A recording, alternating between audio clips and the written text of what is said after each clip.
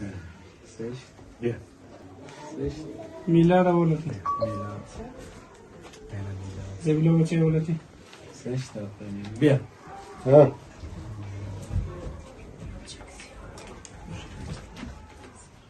पैसा दे जुदा ना करनी Mogli się ozorimy. पैसा दी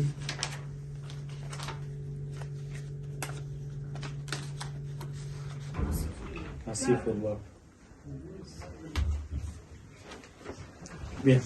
Nombre? शाहिद अल्लाह Şehit. 6. Azimullah. Evet. 6. Bien. Nombre? Israr. Israr. Israr. Mazak mazak. محب الله و سيد رحمن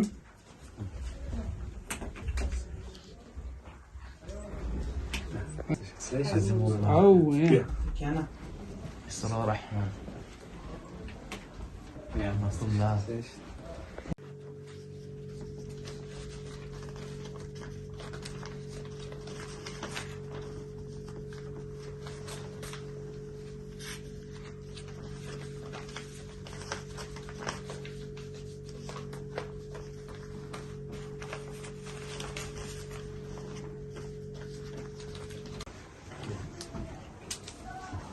Comment on peut récupérer السيدة؟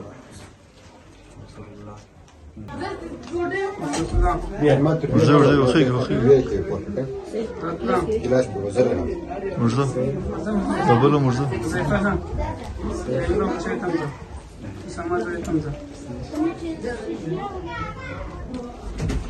ليش لا بدور معه Bismillahirrahmanirrahim. Yetimler Vakfı Afganistan temsilciliği olarak Afganistan'ın başkenti Kabil'deyiz. Medresetül Kalem Yetimhanesi'nde bulunmaktayız. Yetim öğrencilerimize Mayıs ayının yetim aylığını yetim öğrencilerimize teslim ettik. Bize bu yetim öğrencilerimize yardımda bulunan hayır sahiplerimizden Allah razı olsun. Rabbim hayırlarını dergahında kabul eylesin inşallah.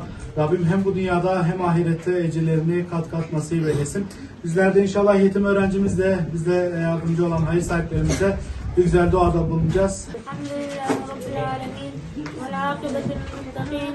Vessalatu vesselamu ala eşrefil enbiyai vel mursalin. Amin. Ve alihi ve ashabihi ecma'in. Amin. Subhaneke Allahumma ve bihamdike neşhedü en la ilahe illa ente nestağfiruke ve netubu ileyk. Amin. Allahu Teala ala hayri halkihi Muhammedin ve alihi ve ashabihi.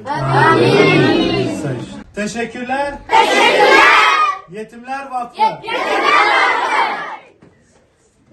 Vakfı.